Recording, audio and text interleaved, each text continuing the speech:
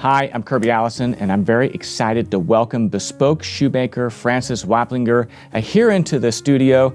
This is the culmination of what has been a very exciting journey with Francis, commissioning my first pair of bespoke shoes made in America. Francis, thank you so much for coming to Dallas.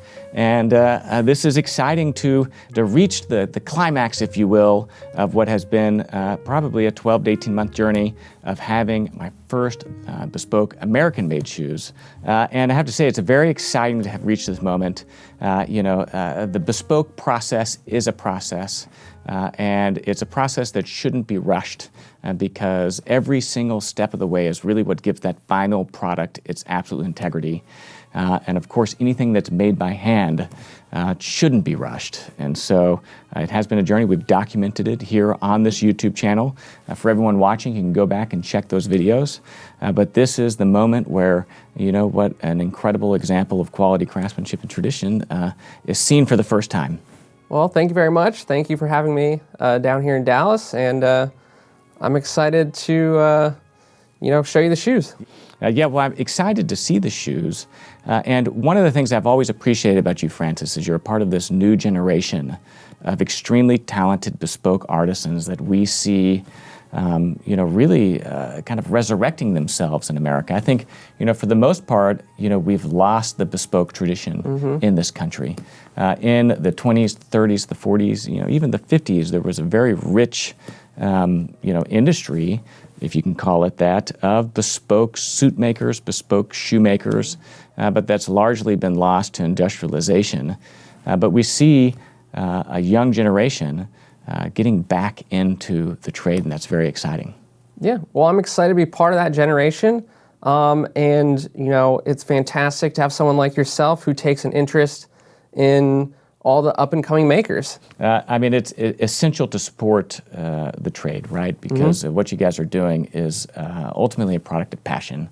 That's correct. And there's an incredible amount of time that goes into it. And I think that, that human story of someone dedicating themselves and their life to artisanship is something really to be honored. And one of the things that I appreciate about your work is that although you studied in Italy, ultimately, where you've evolved to is very much American. And so I wanted to see, for those maybe that, haven't seen our other videos, for you to talk a little bit about your approach, your aesthetic, and we've got two new samples right here for the first time. Maybe show us some of those elements that are very much iconic to a pair of shoes made by you, but also make them iconic as a pair of American-made shoes. All right, so as some of you might know out there, and you know this, Kirby, I trained in Italy, and when I first came back to the States, I felt very Italian. I'd been there for 3 years, but being back in the States, I started, making my own shoes, creating my own designs, and I, soon dawned on me that, and in fact, I'm not Italian, I'm American, and recently, I've been looking for inspiration for my designs, taking what I learned in Italy, but also bringing it here. And what is that? And I've been looking a lot of vintage American manufacturers like Nunn-Bush, Florsheim. I've been looking at their catalogs from the 30s, 40s, and 50s, and taking what I like from some of those older models and kind of combining it with what I think a reinterpretation should be for the here and the now. Yeah. So that's the inspiration, but also I want my shoes to reflect, New York City in 2024. Yeah. So that's really what I'm trying to do.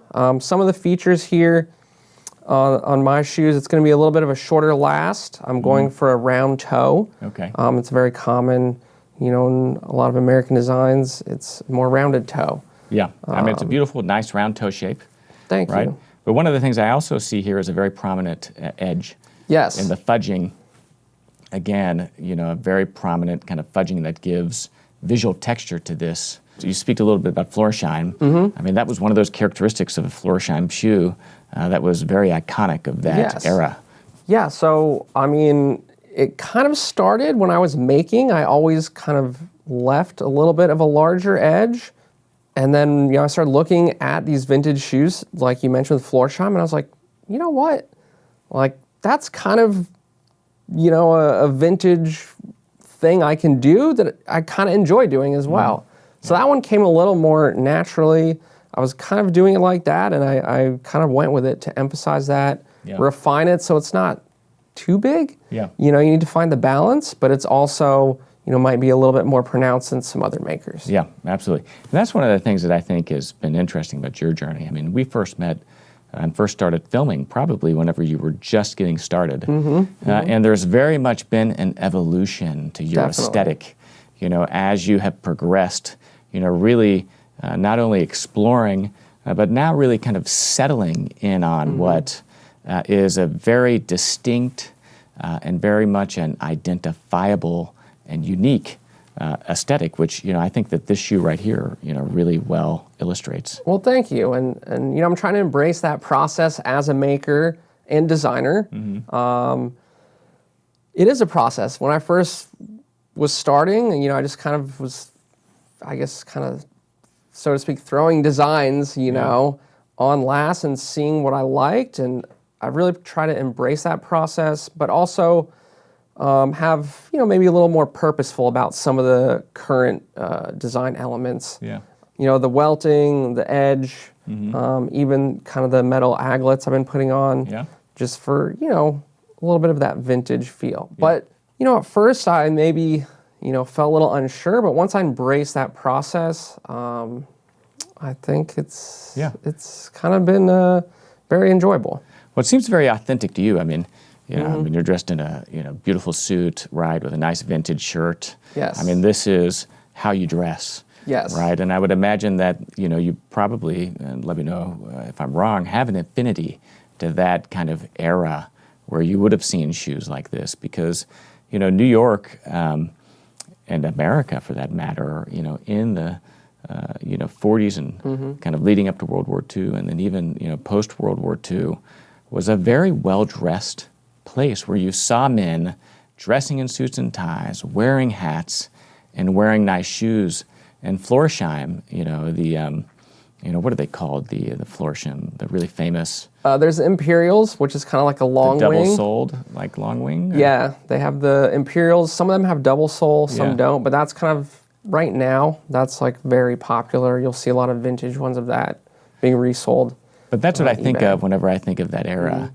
This element here with, kind of that spade, and you see that reflected, here on the toe cap, right? You see it reflected here, kind of on the side of the shoe. I mean, this would technically be an Adelaide. I'm actually not quite sure. I've toyed with that one myself, but you could probably call it an Adelaide. It's a little bit of a take on maybe a Balmoral. Yeah. But it's a little bit of a hybrid. Yeah. I'm kind of taking a few pieces from different things I've seen and trying to blend them together in a pleasing manner. But you see that kind of reflected here, and even this detail in the back and the way that arches back, again, is one of those small nuanced details of design that differentiate something very well and thoughtfully executed. So these shoes might be a little more on the Italian side for the design inspiration, but I'm trying to take, that and adding things like the rounded toe, adding things like you had mentioned with the welt being a little more prominent. That's kind of what I've been doing, taking what I learned in Italy and things I like there, and also coming back and looking at all the vintage, Florsheim catalogs. Yeah. So some models, maybe the pattern might be a little more inspired from Italy, but then I'm kind of putting my own spin on it. Really trying to make a shoe that if you put it in a shoe lineup, you could pick my work out, which, most established makers, that's kind of their goal. One of the other elements I see is, of course, the seamless heel. Yes. Right? Beautiful. It's one of those nuanced elements of a very well-made shoe. So no back seam. Creates a beautiful, just kind of visual cohesiveness. Yes. Of course, the way that the heel, very prominent, and actually looks quite tall. Yes, I do like to cut my heels a little bit taller. I feel like it's like a little detail that you would find on a bespoke shoe, whereas most ready-to-wear, it's going to just be cut a bit lower. Yeah, and then also very well made in terms of just the technical execution. Thank you. Not being too big being very well balanced. Yes, And, that's it's one thing important. too. I was looking at, I guess you could call it the third variation of my samples. The second and third are quite similar. But this one, I'm trying to make the heel just a little bit more rounded. You know, and being in New York City, it's a walking city like many European cities. So, you know, just gives you a little more support, balance, and it's a walking shoe, really. Yeah. And then just real quick from a technical perspective, another element that is quite unique to the shoes that you're making is this detail that we see here on the waist. So those are pegs. That's one thing, probably one of the larger changes from in the last few years. I started pegging my waists. Okay. And there's two inspirations behind that. One of them, when I first went to Italy and I kind of caught the bug, so to speak, to become a shoemaker, I was obsessed with Riccardo Bestetti shoes. He's an Italian maker, and I just thought his shoes were amazing. You know, it was everything about him and just inspiring as a novice beginner. And he pegged his waists. Okay. It kind of relates to him, but the other thing with a pegged waist is it is something that is prevalent in a lot of Western boot making, which is an American tradition. Yeah. And it's well established. It's kind of the iconic Western cowboy boot. One element I could kind of put, you know, an American spin on it from the Western tradition of Western boot making. Okay. And it also goes in line with someone that inspired me when I first kind of was starting down the road to become a shoemaker. Two, again, very distinctive pairs of shoes. I mean, here we see again that kind of spaded kind of cap. Yeah. Consistently integrated into both shoes. I mean, again, we kind of see that element right here. But the other thing is a variety of different materials, right? I mean, here, you know, we have a different material than on the vamp. And on this one, you've got a different material on the toe cap and the heel than you do on the rest of the shoe. Part of it is experimenting, definitely. There are, you know, a lot of the vintage samples and catalogs I was looking through. They do play a lot more with two-tone, I feel like, than maybe current footwear does. I always have to rein my own designs in for myself. You know, I have a lot of either two-tone shoes or two different kind of materials that complement each other. So that is part of something I like, but it does kind of fall within a lot of the vintage models. Another thing I do like to do here is this kind of heel cap, this design piece here. I do like to make them a little oversized, but it might be a little bit larger than other makers, and that's kind of a vintage style aesthetic that I personally enjoy. Yeah. So here we have that going, you know, kind of past the heel. Past the heel and into the waist a bit. Yeah. And then again, we see that slightly larger heel itself, you know, very kind of not exaggerated, but certainly kind of forward-leaning design elements that make this a distinctive shoe. Yeah. And, you know, by looking at the vintage shoes, I'm not trying to make it look old. So I want to keep it updated with, you know, what's happening in men's style. But it's relevant. I mean, it's you want to keep it relevant. So it's I'm not reinventing the wheel, but I'm taking inspiration.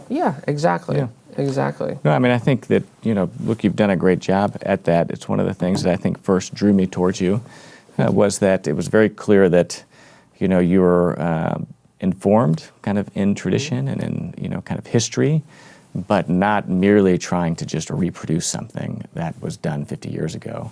Taking inspiration and then making it unique, relevant, and current. So these are the shoes that you would show to a customer, but ultimately it's bespoke. A customer could order anything. And these are two new samples, but I mean, I would imagine that you've got an entire collection of samples that can kind of help you know, a customer's imagination. Yeah, so anyone that comes into the workshop, there will be these samples as well as many others. You know, you can choose directly from these, or I have plenty of clients that they send me some photos, they have some ideas, they like the work, and then we'll sketch something up for them and create something that kind of varies a little bit from the samples. But most people, they come in and they already like the aesthetic. Yeah. So it's within that wheelhouse, if you will. If you're new to this channel, of course, make sure you hit the red subscribe button and turn on your notifications by clicking that bell so that you can learn whenever it is that we release new videos, which is twice a week, every Wednesday and Saturday. Of course, here on the Kirby Allison YouTube channel, we're exploring the world of quality, craftsmanship, and tradition of the well-dressed. And this video today with Francis Waplinger from New York is a great example of the type of content that you'll find here on this channel. In a few moments, we're going to go through that bespoke process for this particular pair of shoes from the beginning all the way up to revealing the bespoke shoes that Francis made for me. But don't forget to visit kirbyallison.com. Of course, it's the best way to support the content that we film here on this channel. There you'll find the largest collection of luxury garment care, luxury shoe care accessories available anywhere in the world, as well as other great clothing accessories for the well-dressed, like this beautiful sovereign grade necktie, pocket square, braces, over-the-calf dress socks, cigar smoking accessories, and so much more. So if you haven't visited kirbyallison.com, please take a moment to do so. If you've already got everything you want from kirbyallison.com, then you can continue to support the content that we film on this channel by joining our Patreon. 100% of the funds that we raise through our Patreon go to support our ability to travel exploring these stories. So most recently, we were in Italy last year exploring the incredible examples of quality craftsmanship and tradition of that country, and it would have not been possible without the support of our Patreon members. Seeing beautiful shoes like this is what draws someone to you, right? Yes. You see these and it's like, I want that, right? And it is inspiring. I mean, a beautiful pair of shoes really should inspire someone. Yes. Because they're sculpture. But from a technical perspective, what does that process look like? And maybe in the context of the shoes that you made for me, if someone hasn't watched our other videos, can you just walk us through, briefly that journey? Sure. So to start, I take each client's measurements as I took yours. So I have my Kirby Allison folder right here. Okay, look at that. So first thing we do is we take a tracing. So this is a tracing of the foot. And so again, this in some ways is the crux of bespoke, right? Is that it is made for you. Yeah, right? It's made for your feet to your measurements. Yeah. And there's a large emphasis on the fit of the shoe. Okay. And that is what creating a comfortable pair of shoes that, you can wear all day. So we have 4 measurements going up the foot, starting at the ball, over to right behind the pinky toe. Okay. Then we're going to do we have this one right here, as you can see. Starts behind the heel, up to kind of where the top of your foot and your ankle meet. Okay. Then right here we have from the bottom of your foot up to your ankle bone. Make sure we're not kind of irritating your ankle. The other thing we did is we took an imprint on a pedograph. Okay. And that shows, I can really see your arch and kind of your weight distribution. Okay. Yeah, interesting. I mean, I've seen Lee Miller do this. I think Daniel Wiegand does this as well. But this is giving you as much information as you can glean, from that client visit. And then what do you do with it? Exactly. So all this information to me, it's a little bit, it's a puzzle because I'm taking your measurements. I call it an interpretation. Even though it's measurements, you might like your shoes to fit looser, snugger, etc. Yeah. So from these measurements, we make a last. And so this is, literally a block of wood. It's a block of wood. And this is what the shoe is being built on. Right? Exactly. Okay. And why I say interpretation, because, no one's feet actually come to this shape. But we're making something that is elegant, that, kind of you feel good about wearing. It goes with your wardrobe, and it's comfortable. And so, we get this question a lot on the channel, which is, why can't someone just, take a plaster mold or a 3D scan of a pair of feet and then have a computer spit out a last and make a shoe on those? Well, I would say in short, it's a process between the maker, myself, and the client. So it's an interpretation of your measurements. So I may have the measurements But as I said, maybe you like your shoes to fit a little bit snugger. Maybe there's one tiny area that we need to build out that's just a problem.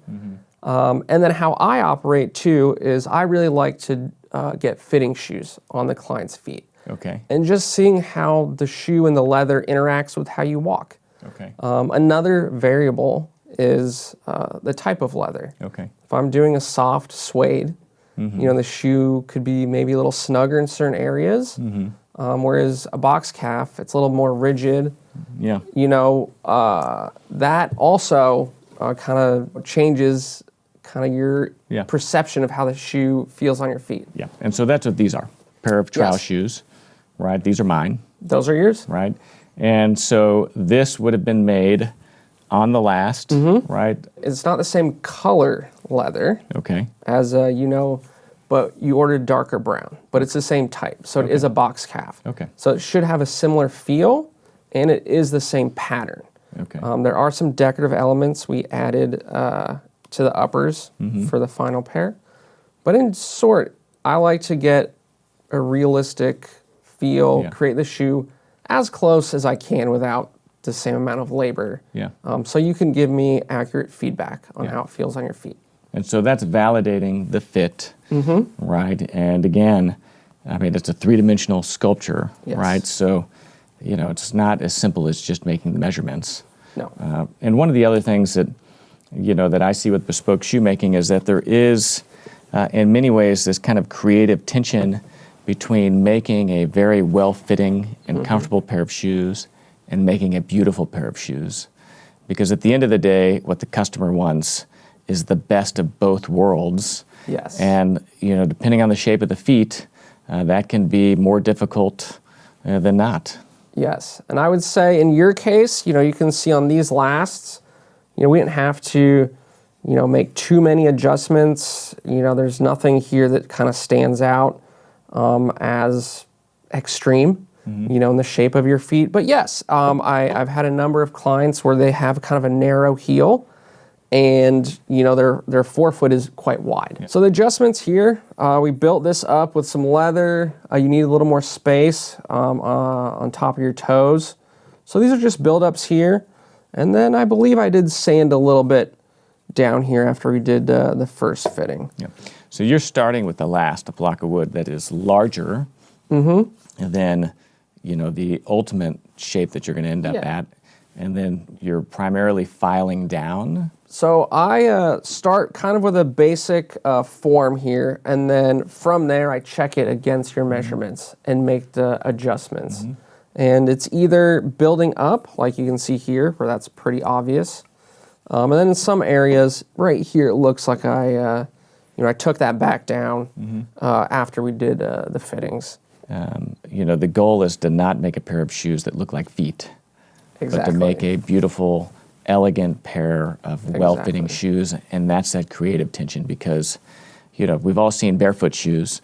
I'm sure they're really comfortable, but, they're absolutely ugly. Yeah. But a pair of shoes like this, that you're making are incredibly beautiful, elegant, and still exceptionally comfortable and well-fitting. More easily said than done. Yes, and what I would say, is that tension, barefoot shoes or this or that, but we're making shoes to carry you through a world that is man-made. Yeah. If we could all just walk on grass all day, that would be nice. Yeah. But we'd walk barefoot. But this is, to carry you through the day in an urban environment, a man-made environment, and also to make you feel good, comfortable, and complete kind of the wardrobe. Then from that, and the purpose of the trial shoes is validating the fit of the last. That's correct. Based off that information, are you then going back and changing anything? I am. It just depends. So sometimes, there might be something I see in the pattern. I might change the pattern slightly. For example, and I don't believe this happened to you, but if someone has, a very bony ankle and I need to kind of bring the shoe down further just to not irritate that, you can do some of that by, pulling the uppers when I last it, but other times I'll literally just cut the pattern a little bit lower. Maybe the toe cap appears a little small or far forward. So there are some pattern adjustments, and then there are fit adjustments. I had to build this up. If I recall correctly, we did do a fitting, and it was a little bit too low here. The toe box was sitting just maybe touching your toe a little bit, a little too snug. So we added this, piece of leather here, just give you a little bit more room. Yeah. But what I like about the fitting is I'm really seeing how your feet interact with the shoe, and we can see if there's any pressure points. So you're not just standing there, like maybe you asked me to walk. Yeah.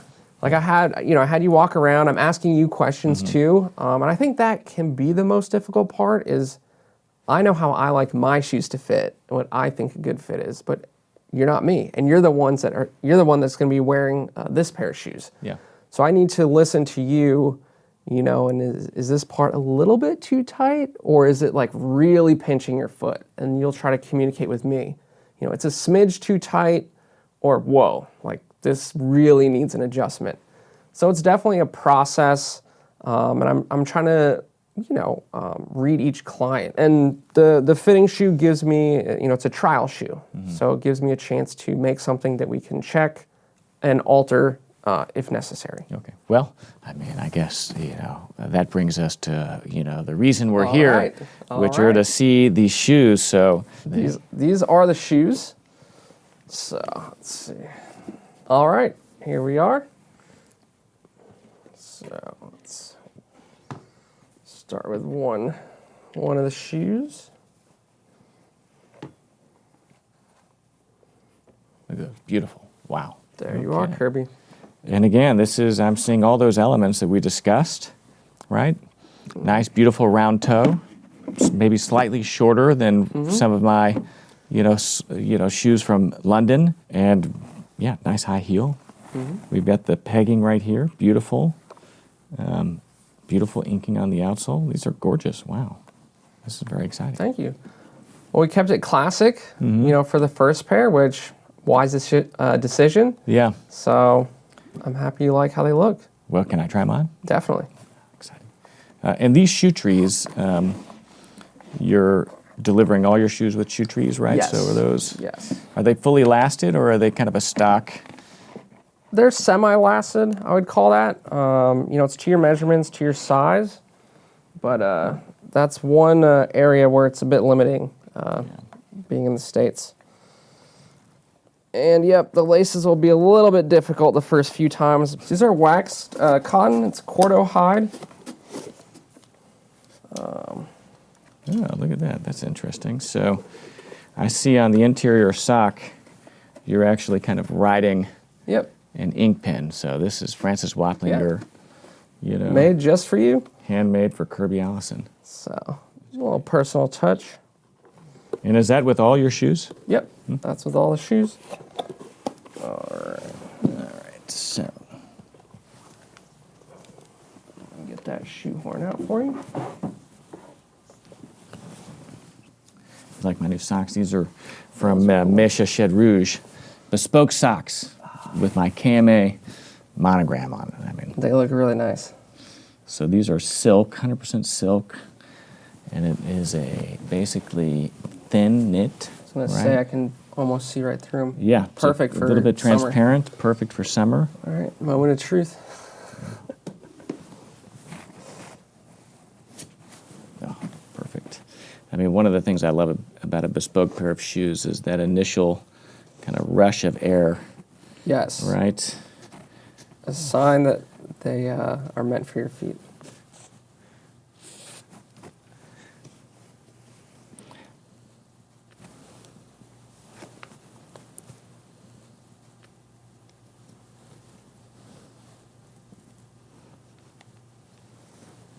Perfect.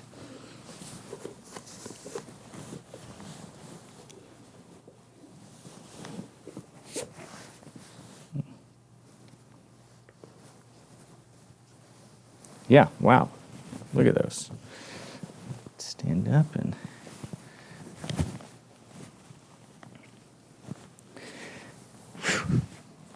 Man, those are comfortable.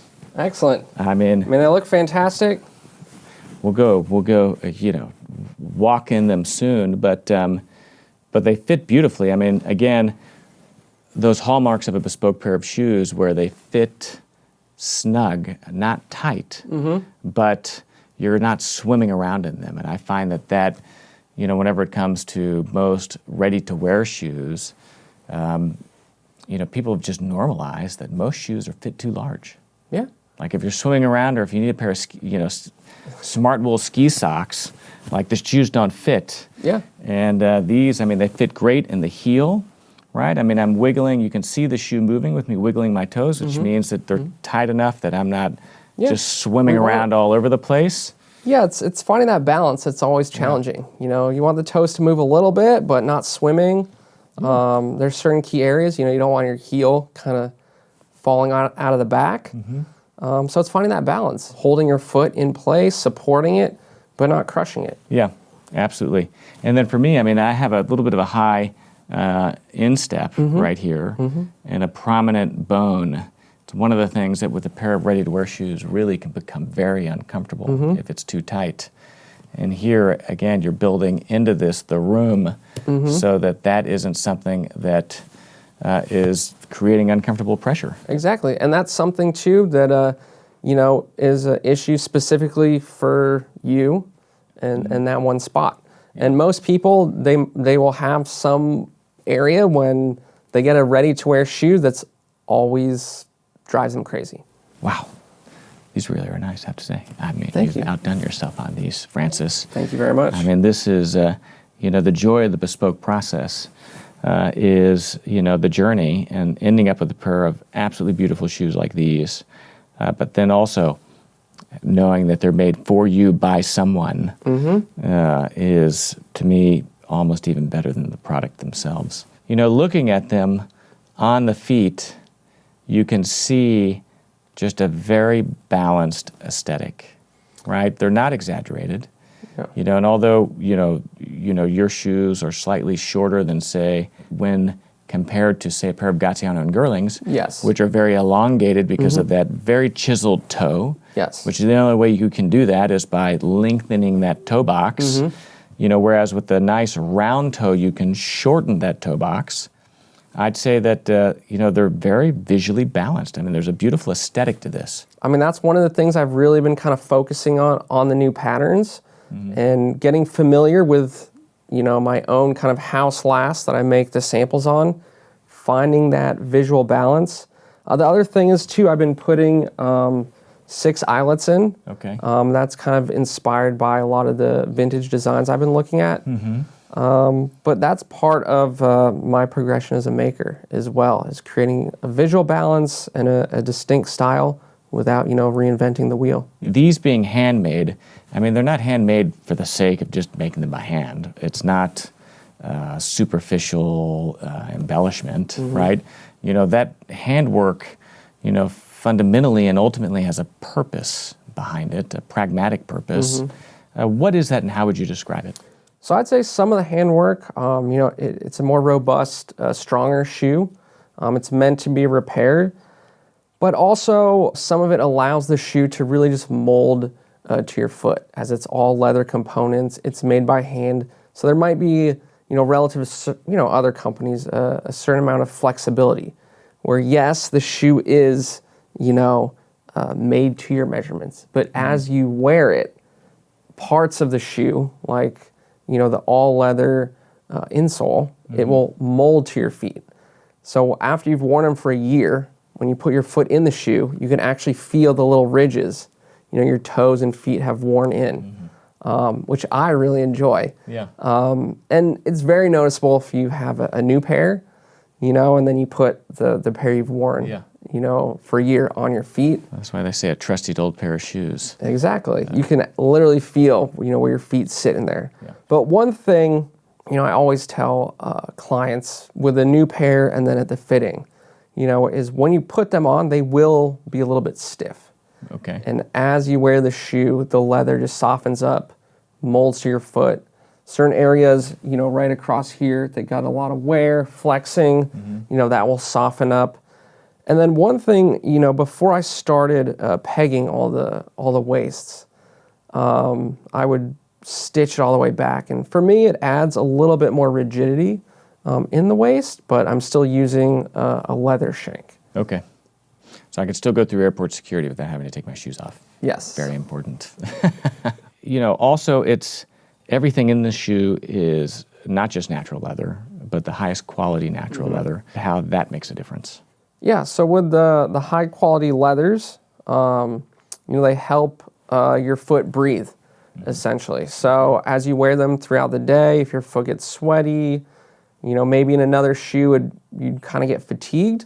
There's support built in there, and then also breathability. I wear my shoes, I'm walking all over New York City. When I'm not in the workshop, I walk probably about a mile each way to work in my shoes.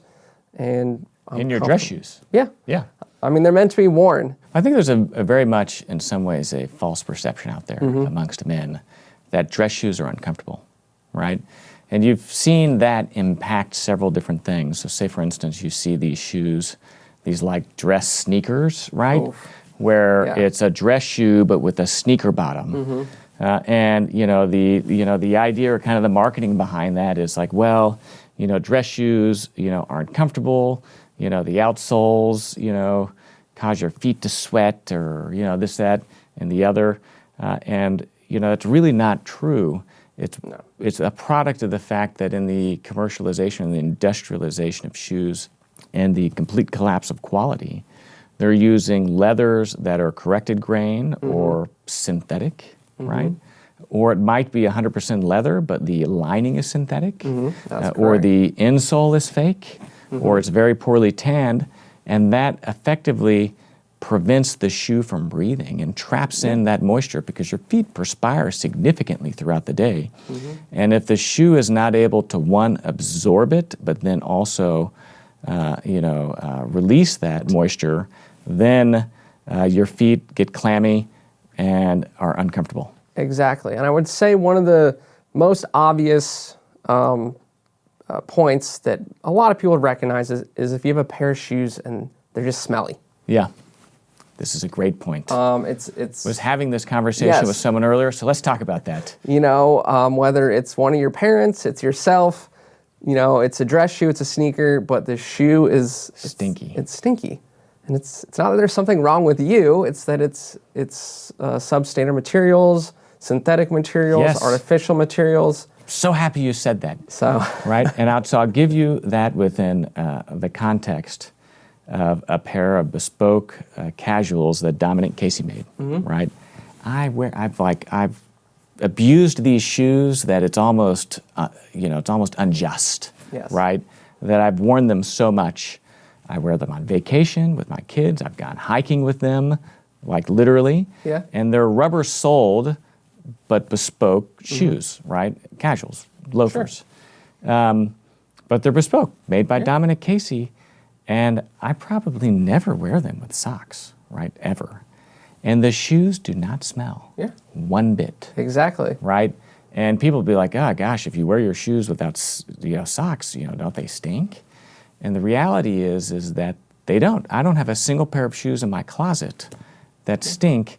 And the reason is because what causes the buildup of odor are those synthetic materials that trap the bacteria or that encourage, it's like the bacterial growth proliferates on that material. And the insole leather and some of the veg tan leathers that are used in the sole, they have certain antimicrobial properties just from the tanning process. Natural.